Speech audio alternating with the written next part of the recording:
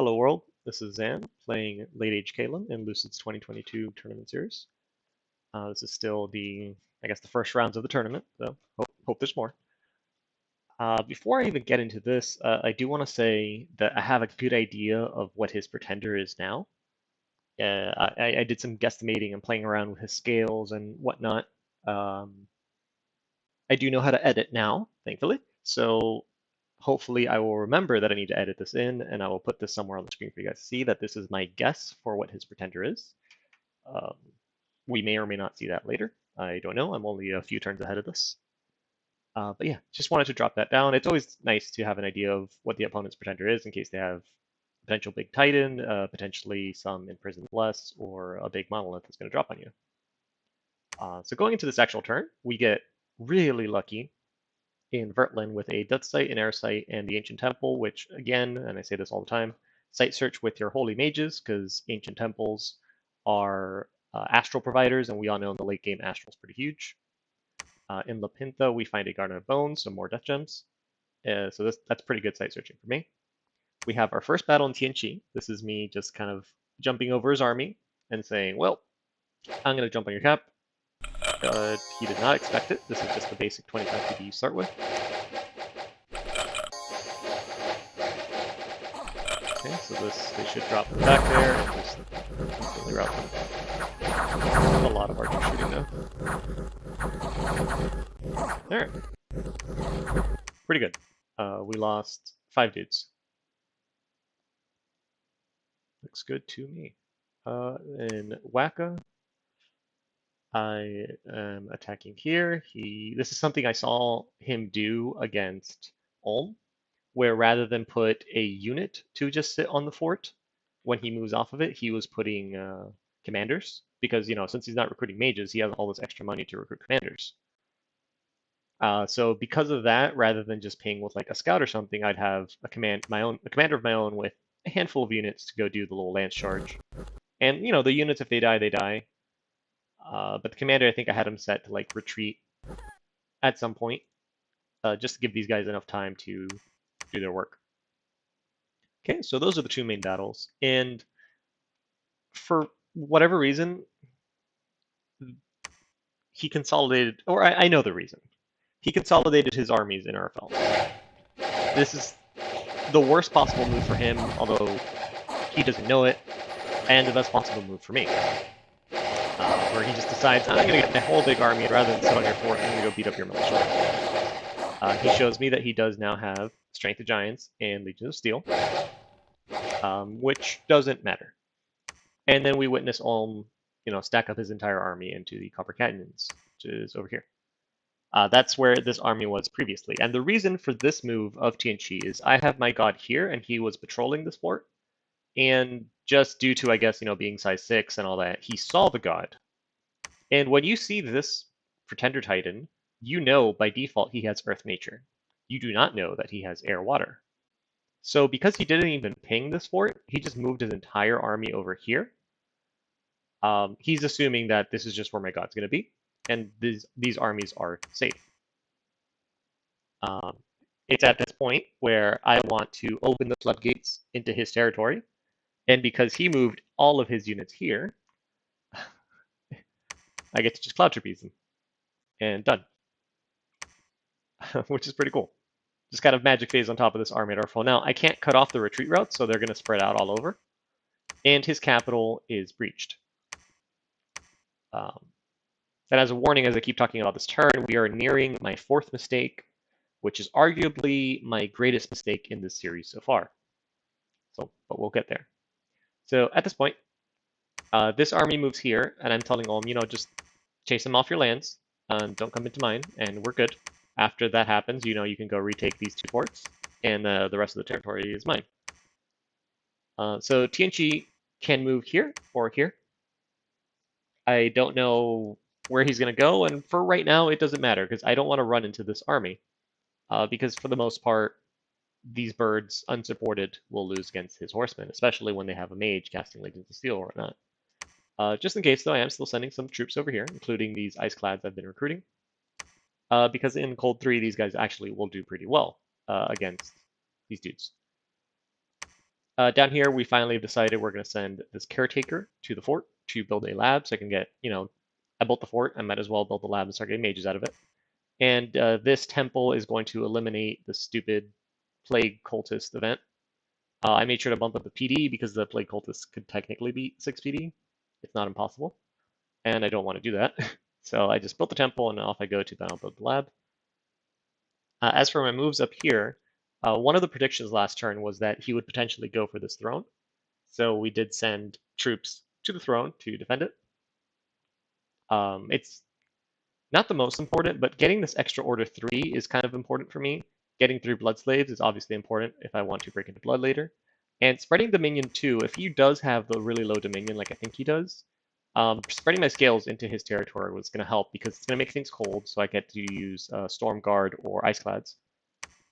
And it lowers his morale, increases my morale, and makes it safer for my god to operate in his territory. So honestly, some of the things, they're just kind of neat effects. It's not really game breaking if I were to have lost it, but a chance to have jumped on his army would have been neat. That being said, we move some of those forces here to just raid World's Teeth Mountains. And then we move some more troops to his capital to not storm it. Because it was at this point that there's a lot of moves that I could make, and I went to the immersion forums, and I just wanted to make sure I'm not crazy. Because before I did anything in this turn, this was my plan. Just storm the castle. I know there's nothing inside. And I'm almost certain this would have worked. I'm almost certain it would have worked. But instead, we moved up to Valcoria, and we just stormed it with like this or something. I don't remember. But we sent a haphazard force into the fort, and then moved everyone else to Valcoria to go and break down another one of his forts.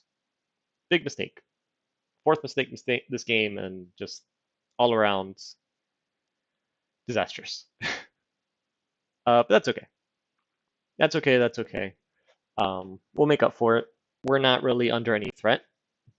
At least I don't think I'm under any threat at this point in the game. We're recruiting mages. We're building labs. So now, at this point in the game, I have an extra 200 and something income, 250 income due to these 2 forts. His attempts to get into my lands would require passing these 2 forts, which is going to be difficult. I'm building my labs, so I'm going to just keep making my mages. All my forts are just making mages. And for the most part, almost entirely, I'm going to be operating just with units and with my Titan. All my mages get to stay home and research, which is kind of clutch. I don't have to do this kind of stuff. You could tell I was visiting the immersion forums. I don't have to be doing this kind of stuff where I spend all of my air gems to Cloud Trapeze mages places and waste mage turns and gems that I could be doing something else with. But regardless, that's turn 22. I don't think there was anything crazy to talk about outside that, so we can move on to turn 23. Just kind of reviewing my notes real quick. All right, so turn 23 is the hammer comes crashing down. We have all of these cloud trapezes. Our first battle is in Grthurg, where we have my mages summoning their, do a little protection first, and then summon their elementals. I don't have the bigger elementals, so this is the best I can do. That's kind of an awkward situation, but it ends up working out. In the Mire of Misery, I have a pseudo thug come in with the most basic of equipment, expecting to fight like 6 PD, but instead this is actually a lot of PD. And he never gets off Iron Skin because he gets shot by an arrow. I think if he would have cast Iron Skin, he would have won this. But instead, due to getting literally the worst possible, well, I mean, not the worst possible, but one of the worst possible. No, you know what? In this situation, the worst possible affliction he can get is having your morale go down to 7, having not cast Iron Skin, and we rout everybody, and then he flees. So we technically won, but it just didn't work out. And then when he retreated, he died, which was ridiculous. He should have survived that. that's a huge amount of RNG for TNG. Both that arrow stopping literally Iron Skin, the most important spell he had. It's probably my fault. Maybe I should have cast it first instead of casting Misthorn. So that's on me. But then getting Battle Freight and then him retreating after everyone else is retreating, that was just stupid. But it is what it is. And then to Urfa, where he stacked his literal entire army, we send the Big Spider God, cast his script, which at this point is Iron Skin, Moss Body, Mistform, Temper Flesh, and Personal Regen. Which I have been told, just for future reference, I've been told, and I won't correct this for a very long time, that you should start with Moss Body into Temper Flesh, then Iron Skin. So future reference, I haven't tested, the differences, but I've heard that's the best way to do this. So he sent his armies was completely not prepared for me, and luckily for him, they route kind of early, or most of them route kind of early. So it was just a very lucky turn for him. I only killed that many, and most of them probably survived by just running out, which sucks. Which sucks. I could have gone a lot better. In World's Teeth Mountain, it's just undefended province defense. In the Silver Woods, he moves his army, and this is an interesting one because at this point he has 3 moves that this army can make. I mean, he has 4 moves, but he's not going to run into that. He's not going to go back into Ulm. So he's here, and he has 3 moves that he can make realistically. He can go sit on top of one of my forts, which he should know because he sat on this fort. It's not going to do anything. I'm going to have more siege defense than he has siege check. On top of that, this province here, he can see has a temple in it. He can't see that it has a lab, but he can see that it has a temple in it. So him being the greedy player that I'm pretty sure he is, my assumption is that the most logical move is he's going to move into the Henwood in 168 with that temple and that lab. Meaning I'm practically safe to do this and just grab some units. I didn't want to get all of them because I do still need to back up my bluff of having siege defense. And I'm going to move into the Silver Woods and cut off his retreat. So that next turn, the only province TNG owns in my lands is the Henwood, where he's burned down my temple and he has threatened my capital. This is, for the most part, a quote-unquote good move for him as long as he assumes this army is dead. Over here, we're able to beat up the stupid plague cult, which is good. So to counterattack his move into the Henwood, and me noticing that he has a large army here in the Saran Forest, I'm going to get my god and move and patrol him into Waka, which just built its own lab. This prediction is for if he gets this army, now that his capital is cleared, if he gets this army and moves it onto Waka, my god moving and patrol will wipe them out, be on a lab, so that next turn he can Cloud Trapeze into the Henwood and destroy this army. Because every turn, this guy needs to be smashing down an army because my aerial forces will not be doing that. They can't really fight well into these Barb Heavy Wars. So that being said, the rest of my predictions, because at this point, he and I are playing chess, and my pieces can move 2 squares and his can only move 1. So my job is to move in such a way that I leave behind me a dangling, I don't know, apple or pizza, something. My movements need to control his movements. Every single turn, it needs to happen because I can't fight him with my aerial units, but I can fight him with my Titan. And that makes it so I need his armies to be, big Doomstack like they were in Urfel out in the field, where my Titan can just drop on them. If he sits on my forts, my Titan can't really drop on them. If he sits inside of his forts, same deal. So all of my movements need to be bait, essentially. And one of the best ways of doing this is just, again, fort hopscotch. At around this point, I do start testing his movements. So I know he has this army here, and I need to test, okay, this army can obviously move into Valcoria, but can this army reach the Verdant Steppe? Does he assume I'm going to move to the Verdant Steppe? There's mind games here.